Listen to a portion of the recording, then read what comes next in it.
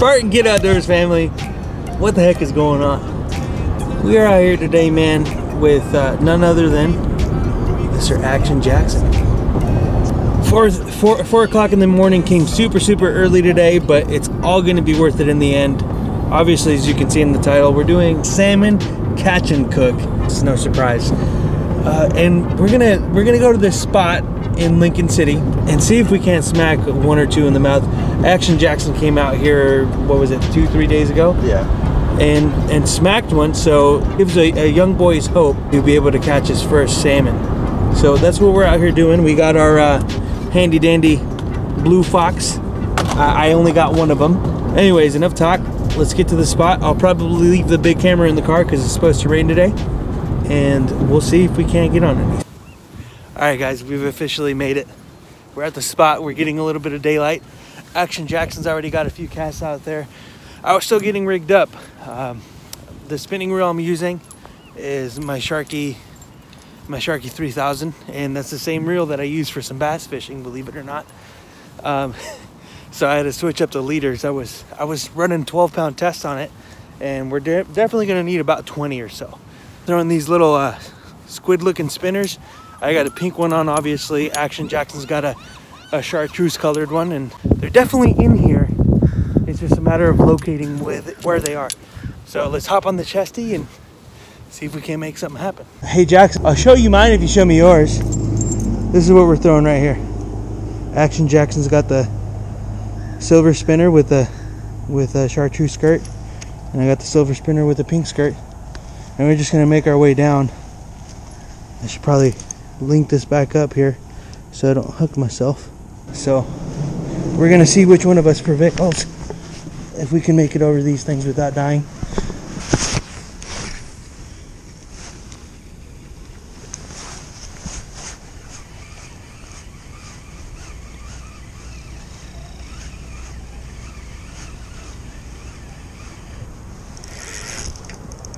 Dude, no way I'm already on a snag.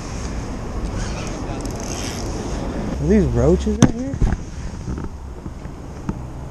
No. I have no clue what those things are. You got it off. Woo-wee! Hook still sharp? Yeah. Sweet.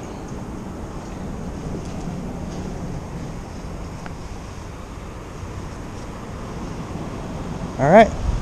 I'm gonna make my way down a little bit, or up river a little bit. Well, that first spot was a fail for me. Action Jackson got a couple sculpin right there, but I realized that my FG knot wasn't cinched tight enough, and it just came loose. So I lost the first lure. So there goes what is that, $8 down the drain? There goes $8. Hopefully we don't have to spend too much more money on losing lures due to snags. Hopefully that's the first and only for us. Do you know of any other spots?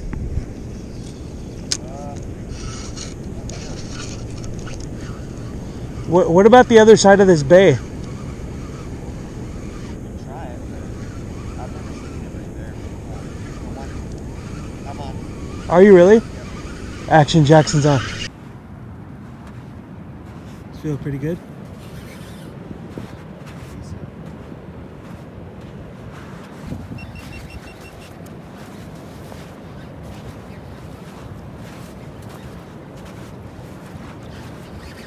Ooh, he's running.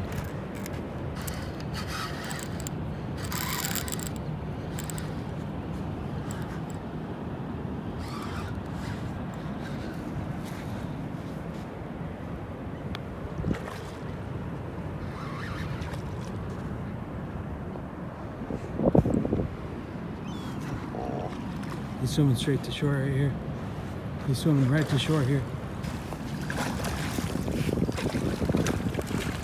That's a good one, brother. God. How does it feel? It's so hard, dude. I'm tired. You're tired? Beach him. I haven't been fishing so long, I can't even tell anymore. Right. Woo-wee.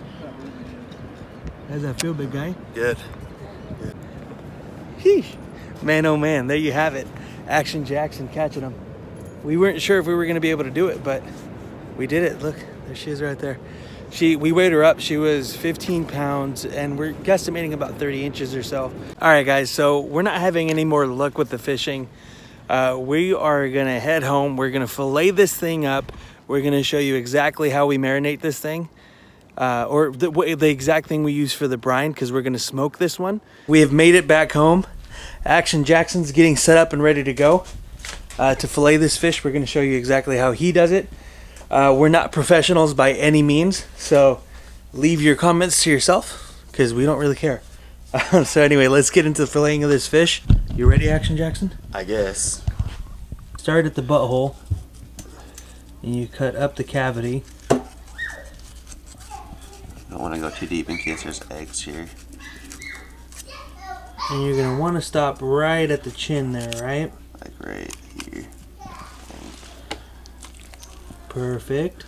And see, I didn't even go far enough on this side here. There we go. So, we got the spoon. We got the spoon right up here.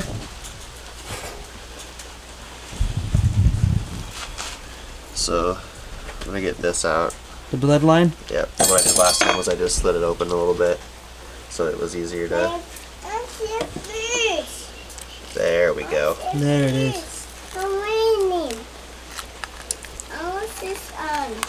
Now that you've cleaned the inside of it, gutted it, we're going to start filleting the fish itself. First fillet. I guess we start right here and then... You want to get an angle at it, right? Yeah, just like this.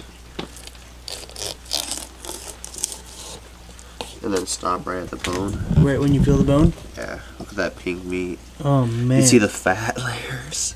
Oh man, look at that. That's gonna be a delicious fish. Perfect. Delicious? Delicious. Yeah. Flip it over this way. Flip it over this way? Yeah. That's gotta be it right there.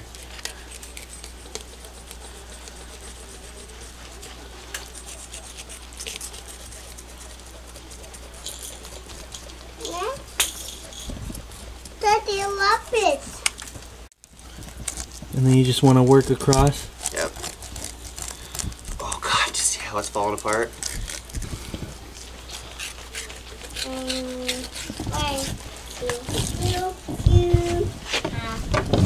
Okay. There's one fillet there. Let's see. Flip it over. Get right underneath that spine.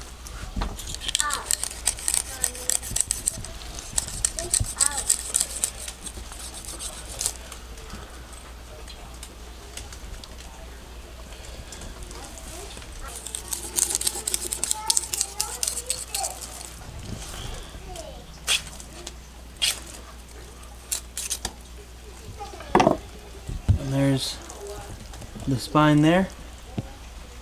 Nice spine. And then you got your second fillet there.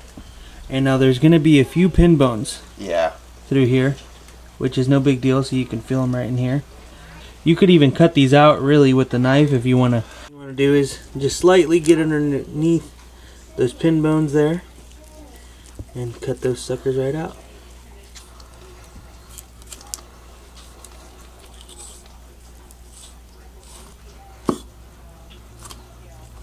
Jackson.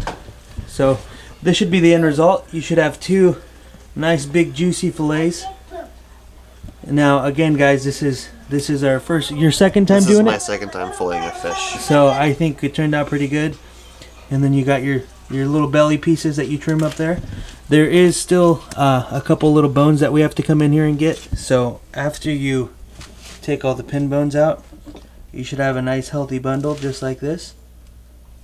And the way you tell whatever pin bones are left, or if any bones at all, is you kind of just run your finger along the spine line and you run it down, and you'll just feel little bits of rough patches, and then you just take some tweezers and pull them right out. In our case, we use little needle nose pliers, but just run your finger along the spine and you feel little bumps, just little tiny bumps. And it just feels inconsistent to the smoothness of the meat. You just feel a little bump, and that's when you know you need to pick one out. Alright guys, so we're going to leave this nice big fillet for Action Jackson. You want them thick enough, but not too thick. We want them leave them thick enough so when the brine extracts some of the water, there's still some form of liquid in there, so that when you bite into it, it's not straight jerky. There's some moistness to it after it smokes. So about 4 fingers wide is what you want to do. So my first cut's going to go right about here. So we'll do this. We'll take that guy, let it down, just like that.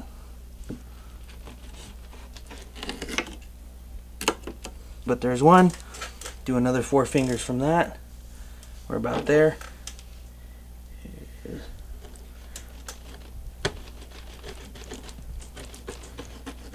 There's your second portion. So you have 4 fingers. We have 1, 2, 3, 4, 5, 6 portions, 4 fingers wide. So that should be more than enough for you to smoke to feed quite a few people. Alright guys, the next step is putting together our brine. So we got our brown sugar, we got our salt, and then we got our black pepper. You don't have to do black pepper. I want to toss a little bit into it. I think it makes it taste a little bit better, so if you want to sprinkle some black pepper, do it to your liking. I don't have an exact amount that you should be putting in there. So I'm going to start with this. So it's 4 parts brown sugar to every 1 part salt. So I'm going to do 4 cups of brown sugar to 1 cup of salt. So let's do that now.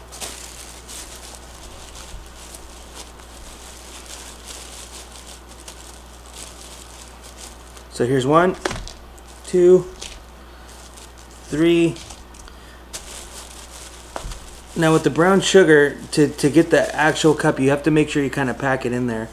And if you can, use a bigger bowl than this, because this isn't really the biggest bowl. It's going to make for a little bit hard mixing, but it'll work for now. So once you got your brown sugar in there, you then want to do your 1 portion of salt. There we go. So your 1 cup of salt, put that in there. And you want to make sure, if you're doing your brown sugar in bags like I am, when you buy it in bulk, you want to make sure you do your brown sugar first and then the salt.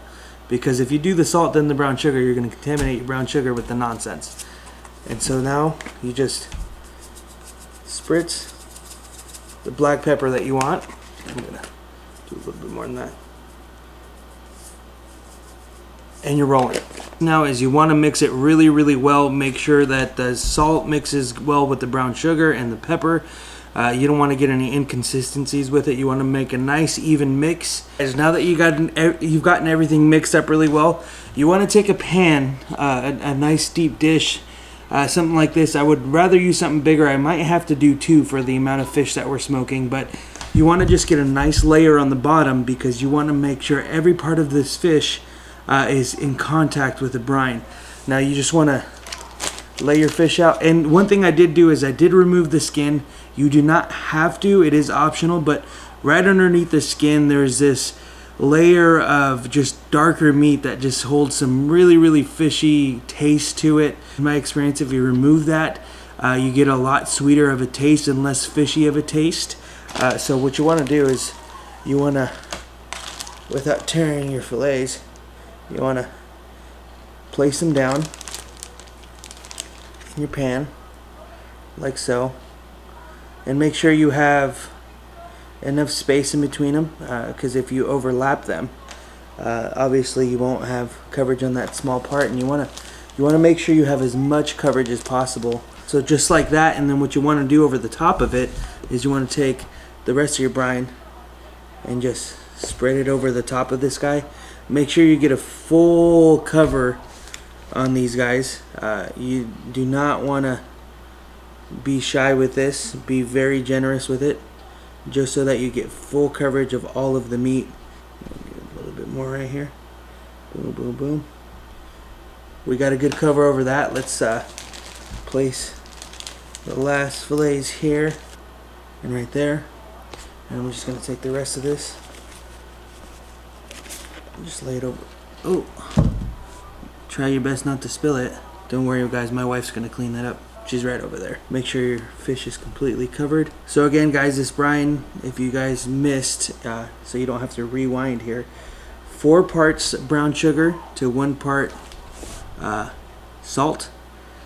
I added a little bit of black pepper to mine. So there you are.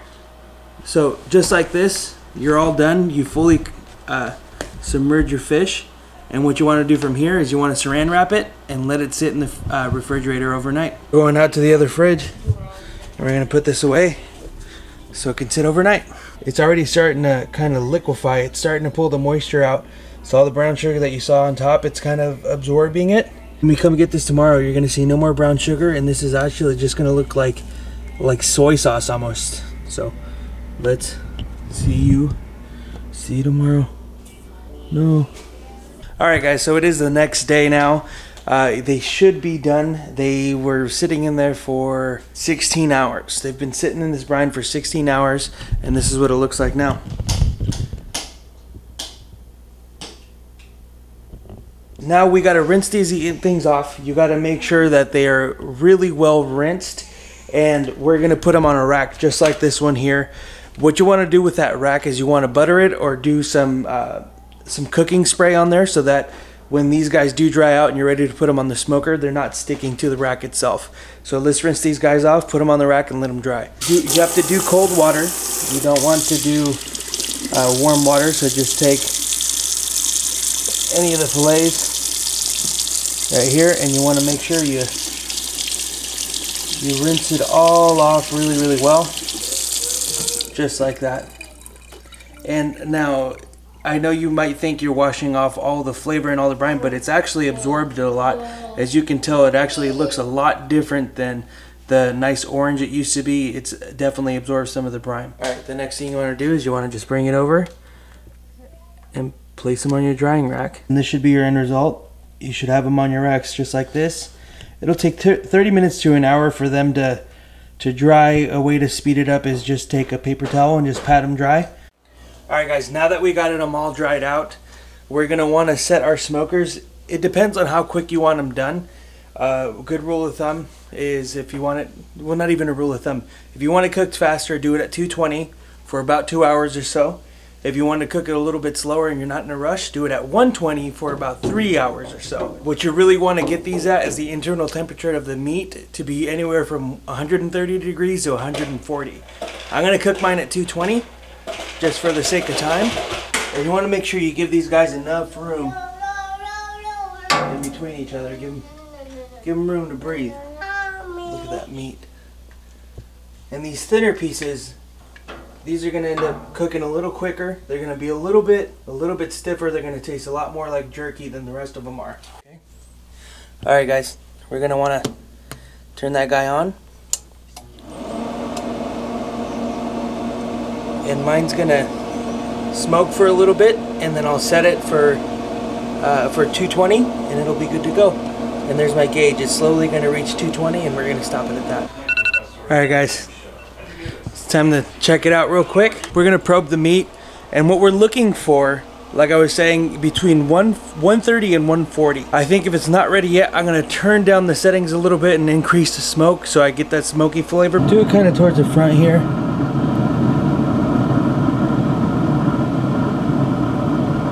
See what it says. Let's focus here. Almost there, guys. We're not quite there just yet. I'm gonna turn down the heat a little bit because it's pretty much there. Turn up the smoke on it. Make sure it gets really, really, really smoky in there so it picks up the flavor. I'm gonna leave it for about 20 more minutes. It should be ready to go. Gotta open the grill slowly here. These pieces here.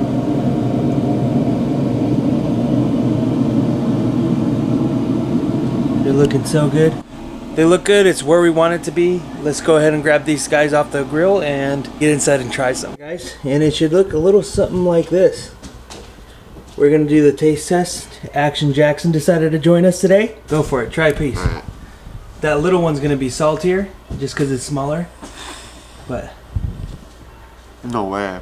That is really good. Show them the inside of that. Show them. Just the perfect amount of flakiness. That is excellent. Right. Show you guys one of these bigger pieces that kind of broke off. But look at that. The meat stayed nice and orange. It's cooked all the way through. You could see right through here. We could focus it right. You could see right through here the flakiness of it. I mean, you tear a piece off and it just flakes off in your hand. Just like that. So, what'd you think of it? It's really good. The person that doesn't like fish. I hate fish. She hates fish and she thinks it tastes good. Let me get another dabble. Oh, she wants another piece. Fish.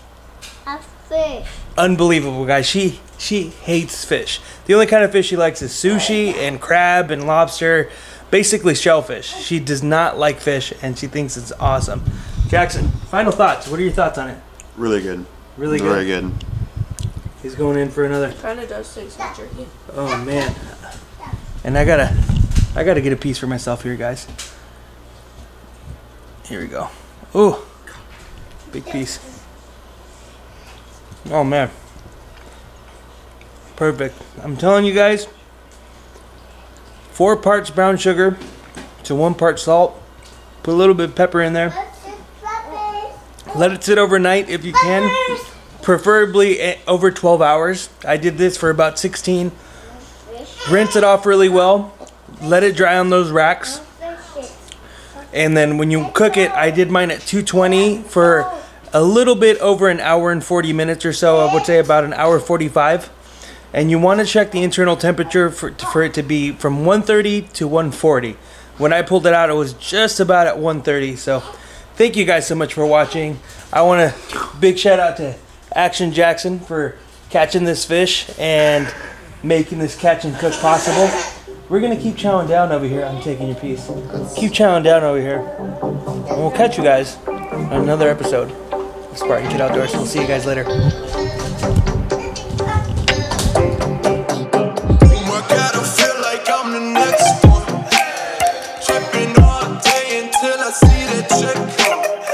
Run a beat, we gon' see them press.